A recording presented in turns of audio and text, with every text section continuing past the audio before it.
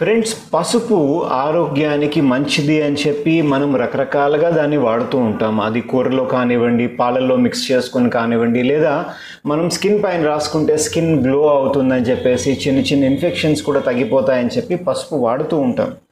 But unfortunately ఈరోజు మనకి మార్కెట్లో దొరికే సగానికి పైన పసుపు పాయిజనస్ పసుపు. మీ ఇంట్లో వాడే పసుపు అది పాయిజనస్సా నార్మల్గా ఉందో అని తెలుసుకోవడానికి ఈ చిన్న ఎక్స్పెరిమెంట్ చేస్తే సరిపోతుంది. ఒక గ్లాస్ వాటర్ తీసుకోండి, దాంట్లోని ఒక అర చెంచా పసుపు ఇలా వేయండి. వేసిన తర్వాత దాన్ని అలా వదిలేస్తే ఒక 5 to 10 minutes అది కల్తీ అది ఏమీ లేకుండా ప్యూర్ పసుపు అనుకోండి.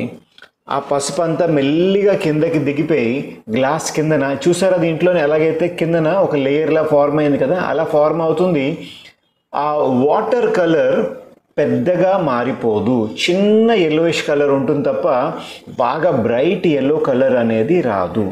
అలా కాకుండా ఇప్పుడు దీంట్లో చూసినట్టు బ్రైట్గా బాగా డార్క్ ఎల్లో అనేది కనబడుతున్నది అనుకోండి, అంటే ఆ పసుపు అనేది కల్తీ పసుపు అని మీరు గుర్తుపెట్టుకోండి. లేదు, ఇప్పుడు మీరు అడగచ్చు అనమాట, లేదండి మేము పసుపు కొనము, మేము పసుపు కొమ్ముల్ని కొని దాన్ని మేమే మిల్లుకి పట్టుకెళ్ళి ఆడిస్తాము అని చెప్పి మీరు అన్నారు అనుకోండి. దీన్ని కూడా ఒకసారి టెస్ట్ చేద్దాం.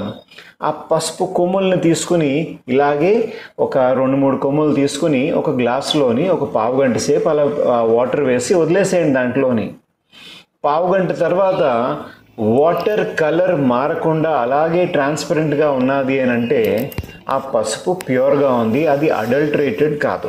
లేదు, వాటర్ కలర్ కొంచెం ఎల్లోయిష్గా మారిపోవడం స్టార్ట్ అయింది అని అంటే ఆ పసుపు పైన కొన్ని అడల్టరేషన్స్ అంటే కొన్ని పాయిజనస్ కెమికల్స్ని వేసి ఉండొచ్చు అని మీరు అనుమానపడవలసిన అవసరం ఉన్నది. నేను ఇప్పుడు ఈ టాపిక్ పైన ఎందుకు మాట్లాడుతున్నాను అని అంటే 2018లోని ప్యూర్ ఎర్త్ అని చెప్పేసి అమెరికన్ ఆర్గనైజేషన్ ఒకటి అనమాట, నాన్ ప్రాఫిట్ ఆర్గనైజేషన్. ఎన్విరాన్మెంట్ పైన, హెల్త్ పైన వీళ్ళు ఎక్కువగా వర్క్ చేస్తూ ఉంటారు.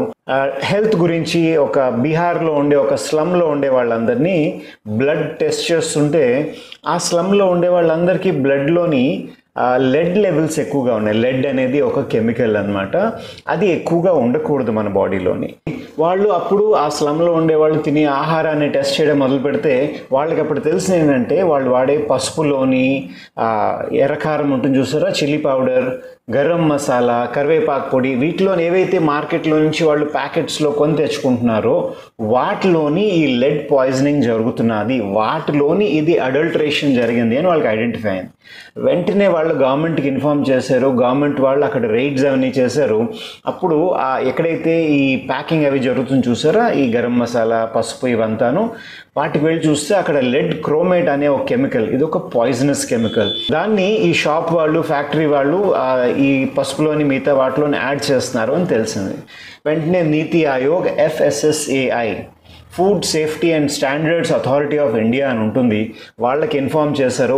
వీళ్ళు కలిపి ఈ రైడ్స్ అవన్నీ చేశారనమాట. 2022 నుంచి 2023 మే లోపల ఎన్నో ప్లేసెస్లోని, ఎన్నో స్టేట్స్లోని మార్కెట్స్లోకి వెళ్ళి ఫ్యాక్టరీలని, షాపులని అన్నిట్లోని వీళ్ళు ఒక రకమైన ఇన్వెస్టిగేషన్స్ అవన్నీ చేసి వాళ్ళు ఏం ఐడెంటిఫై చేశారు అని అంటే 1000 శాంపుల్స్ తీసుకుంటే దాంట్లోని 500 కంటే ఎక్కువ అంటే మోర్ దెన్ 50% శాంపుల్స్లోని లెడ్ క్రోమేట్ లెవెల్స్ చాలా ఎక్కువగా ఉంటున్నాయి. కొన్ని సందర్భాల్లోని 400 times కంటే ఎక్కువ పర్సంటేజ్ ఆఫ్ లెడ్ ఉంటున్నది అని చెప్పి అప్పుడు వాళ్ళకి అర్థమైంది.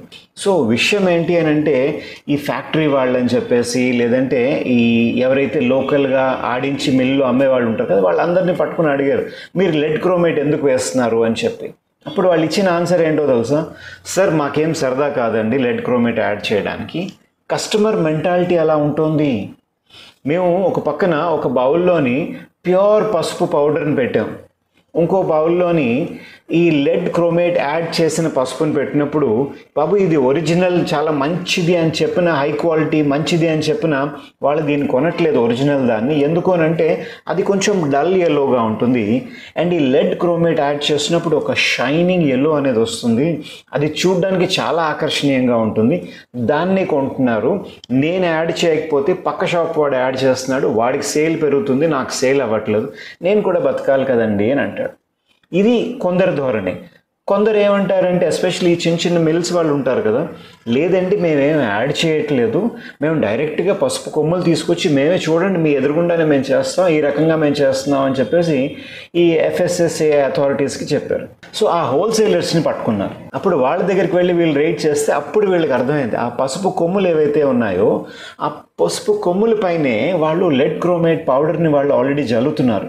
జల్లకపోతే అది ఆ పసుపు కొమ్ము కూడా చూడడానికి మనం అందరూ ఏదైతే పసుపు కొమ్ములా ఉంటుంది ఎల్లోయిష్గా ఉండాలి అని అనుకుంటాం చూసారా, అలా కనబడదంట. ఒక డల్ బ్రౌనిష్ కలర్లోనే కనబడుతుంది పసుపు కొమ్ము అనేది. అది చూస్తే పాడైపోయిందేమో అని అనుమానం వచ్చేలా ఉంటుంది. సో కస్టమర్ ఆ పసుపు కొమ్ముని చూసి కొనాలి అని అంటే లెడ్ క్రోమేట్ ఉంటేనే కొంటున్నారు అని హోల్సేలర్స్ అంటున్నారు. సో వాళ్ళు ఏం చేస్తున్నారు, వాళ్ళు ఈ షాప్ కీపర్స్కి సప్లై చేసే ముందే లెడ్ క్రోమేట్ వాళ్ళు పౌడర్ని జల్లేసి ఇస్తున్నారు. దానివల్ల రెండు అడ్వాంటేజ్, ఒకటి బాగా ఎల్లోగా కనబడుతుంది, రెండోది దానిపైన చిన్న చిన్న క్రాక్స్ ఉంటాయి రూట్ డ్రై అయినప్పుడు, ఆ క్రాక్స్ అన్నీ కూడా కవర్ అయిపోతాయి, మంచి అందంగా కనబడుతుంది పసుపు కొమ్ము, దాన్నే ఎక్కువ కొంటున్నారు. సో ఈ మిల్ వాడు తెలియకుండా దాన్ని ఆడించేస్తారు. లేదంటే మీరైనా పసుపు కొమ్ములు కొని ఆ కొమ్ములు తీసుకెళ్ళి ఆడించి నేను ప్యూర్ వాడుతున్నారు అని ఏదైతే మీరు సాటిస్ఫాక్షన్ ఉంటుందో దానికి పూర్తిగా మొదటికే మోసం అవుతున్నది. ఈ లెడ్ క్రోమేట్తో ప్రాబ్లం ఏంటి అని అంటే ఇది ఒక పాయిజనస్ థింగ్. ఒకప్పుడు దీన్ని పెయింట్స్లోని, రబ్బర్ తయారీలోని, అలాగే ప్లాస్టిక్ ప్రోడక్ట్స్ ఏవైతే ఎల్లో కలర్ మంచిగా రావాలనుకుంటారు చూసారా, వాటిని తయారు చేసే ప్రాసెస్లో వాడేవారు. బట్ ఈ లెడ్ క్రోమేట్ మనుషులకి ఎక్స్పోజ్ అయినప్పుడు దానివల్ల చాలా రకాలైన ఇబ్బంది అవుతున్నాయని చెప్పేసి ఐడెంటిఫై చేశారు. ఐడెంటిఫై చేసిన తర్వాత పెయింట్ ఇండస్ట్రీ అనేది స్లోగా ఆ లెడ్ని పూర్తిగా అవాయిడ్ చేసేసి వేరే వేరే ప్రాసెస్ని స్టార్ట్ చేసిన. అందుకనే లెడ్ ఫ్రీ పెయింట్ అని చెప్పేసి కొందరు అడ్వర్టైజ్ కూడా చేస్తుంటారు, అది హెల్దీ అని చెప్పేసి. ఈ లెడ్ క్రోమేట్ ప్రాబ్లం ఏంటి అని అంటే కలర్ బాగానే ఉంటుంది, కానీ అది బాడీలోకి వెళ్ళినప్పుడు నర్వస్ సిస్టమ్ పైన, కిడ్నీస్ పైన, బ్లడ్ పైన యాక్ట్ చేస్తుంది. ఎస్పెషలీ చిన్నపిల్లల పైన చాలా ఘోరంగా ఎఫెక్ట్ ఉంటుంది. ఎందుకంటే మెంటల్ డెవలప్మెంట్ని ఎక్కడో ఒక దగ్గర తగ్గించేస్తుంది. వాళ్ళ తెలివితేటలు 100% దగ్గర ఉండాలి అని వాళ్ళు అలా పుట్టారు అనుకోండి, బట్ ఈ లెడ్కి ఎక్స్పోజ్ అవ్వడం వల్ల వాళ్ళు 70కో 60కో పడిపోతారు. అంత డేంజరస్ కెమికల్ ఈ లెడ్ క్రోమేట్ అనేది. కానీ అన్ఫార్చునేట్లీ మనకు అలవాటు ఏంటి, పిల్లల ఇమ్యూనిటీ బాగుండాలి అని చెప్పేసి కొంచెం పసుపు ఎక్కువ వేసిస్తూ ఉంటాం. కోవిడ్లోని మనకి ఇమ్యూనిటీ పెరగాలి అని చెప్పేసి పసుపు పాలల్లోని, నీళ్లలోని వేసుకుని ఎక్కువగా తాగడం మనకు అలవాటు. బట్ ఇలాంటి పసుపు, ఈ లెడ్ క్రోమేట్ ఉండే పసుపు తీసుకోవడం వల్ల లైఫ్ ఎంతో ప్రమాదంలో పడిపోతుంది. ఇప్పుడు గవర్నమెంట్ దీనిపైన చాలా స్ట్రిక్ట్ రెగ్యులేషన్స్ తీసుకురావడానికి ట్రై చేస్తుంది. బట్ గవర్నమెంట్ పూర్తిగా దాని రెస్పాన్సిబిలిటీ కాదండి, బికాజ్ మన కంట్రీ చాలా పెద్దది. ఈవెన్ బంగ్లాదేశ్లో కూడాను ఇలాంటి ప్రాబ్లం వచ్చింది, బట్ అది చిన్న కంట్రీ.